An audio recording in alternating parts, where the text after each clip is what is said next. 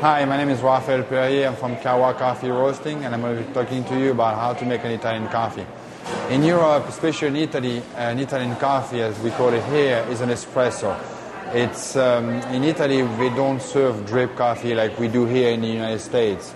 They only drink espresso. From the espresso, you got the espresso basic, the macchiato, which is an espresso with a touch of foam on it, and then you have a cappuccino and the latte.